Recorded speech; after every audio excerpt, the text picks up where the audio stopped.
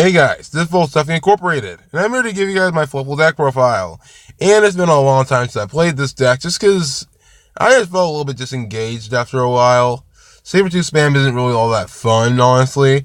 But then again, I decided to just modify the deck a bit more, and modify my playing style a bit, to the point of it actually still being relatively fun. In fact, I've enjoyed it a lot more than I ever have in Link format, so it's actually really good right now, for me at least. Sadly played this deck again, I kind of missed it. But hey, who can truly hate a deck based on Five Nights at Freddy's, right?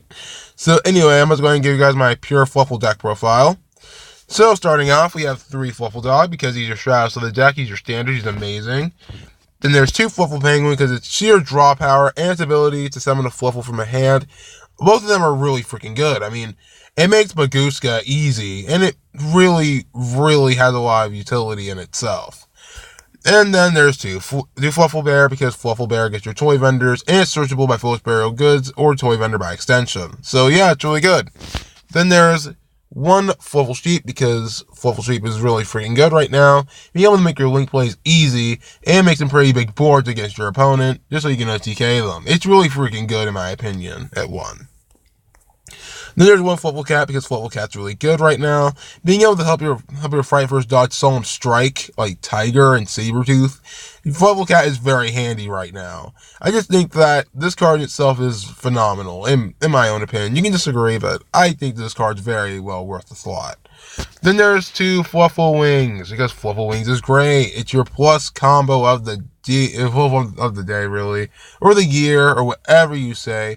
Fluffal Wings is easily the best plus play in this deck. So if you get by Ash Boston with this, it's gonna hurt, but it's not gonna hurt too much, because you may still win that game anyway. Now for the Edgents, being 3 Edgent Chain and 1 Edgent Sabers, because they're your standard. 3 King of the Swamp, because it searches your polys. And it substitutes sells fusion material. And before anyone asks, no, you cannot use this for non-specific fusion material. I've had plenty of talks about this with people. That King of the Swamp only does it with specific fusion materials. Not like one Fluffal monster. It can't substitute for a Fluffal monster. It has to be specifically a Fluffal monster, an Edgent Sabers, or an Edgent Chain specifically. So, I'm just letting you guys know that right now, at least.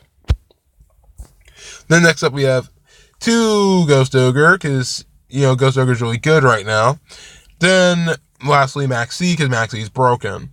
None of the spell cards, being 3 Toy Vendor, because Toy Vendor is, it's completely necessary in this deck, so I don't even have to explain that. 3 Polymerization, because it's a fusion deck. 1 Frightfur Factory, just because, it's really good. Extra poly every turn, what's not to love? Then there's 2 Frightfur Fusion, because Frightfur Fusion is so good. Like, it's Miracle Fusion, that's all I can really say. Then, for the rest of them, I'll say 3D Foolish Burial Goods, because Foolish Burial Goods sends your toy vendors, just so you can search your Fluffals, and can send Frightfur Fusion to set up Frightfur Factory.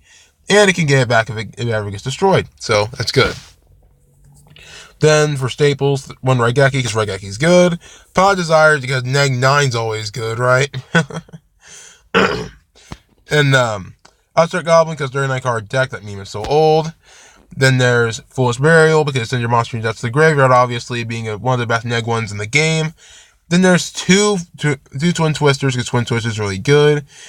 You already know why. You can discard. There are a number of cards in your deck that can take advantage of being sent to the graveyard, so why not run it? And lastly for the spells, 1 Allure of Darkness, just because I have enough dark targets and Edgent Saber is widely searchable on top of King of the Swamp, making you not miss it that much. And now into the extra deck, being 1 Frightfur Daredevil, because I needed a beater, and it burns. It's really good, actually, if you think about it. And then Frightfur Sabertooth, just because it's Sabertooth, being able to be a wall and also bring your Frightfurs back. This is easily the best Frightfur in the extra deck right now, just because it saved the deck from being completely bad. And I think it's still really good right now as a rogue option in locals. This is in my opinion. You don't come across spirals, that is. Then there's 2 Frightfur Krakens. This Frightfur Kraken's amazing. Being spot removal, it can help you get around Scapegoat very easy with its abilities. So, there's that. Then there's Frightfur Leo, because Frightfur Leo's, oh my gosh, I love this thing. It's Volcasaurus, and it's actually pretty easy to make in this deck if you think about it. You just can't bring it back with Sabertooth, which is the biggest drawback of this card. Then there's Frightfur Wolf, because he's your OTK machine.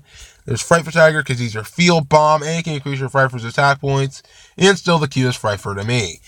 Then lastly, Frightful Sheep, just because Frightful Sheep is well, he's the Armades, and it can bring itself back whenever destroyed and sent to the graveyard once per turn. I just really think this card's really good right now against many matchups.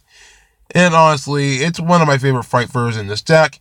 And if you really want to, you can run Instant Fusion in this deck, just because you can bring out Sheep and you can use it for Sabretooth immediately. So that's an option that you guys can use. So I hope you guys that helped. Hope that helped a little bit. Then lastly, Starving Venom Fusion Dragon. Just because Starving Venom is an option in here, I decided to run one of it. I mean, it's better than Barnyard, but this card is really freaking good. It can easily turn the tide of a duel on its own. So yeah, this card's really good in my opinion. I hope you guys consider running it. Then lastly for the Yester deck, 1 Baguska, because Baguska is the best rank 4 right now.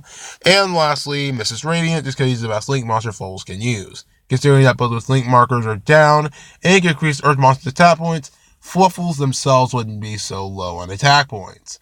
So I hope you guys enjoyed this video, and if you guys like it, be sure to hit that like button, subscribe, join the Frightfur Army, and together we'll beat the meta. Hopefully you guys will tune in for my Shaddoll Fluffal deck profile, and my brilliant Fluffal deck profile that'll be coming soon. Until then, take care of yourselves.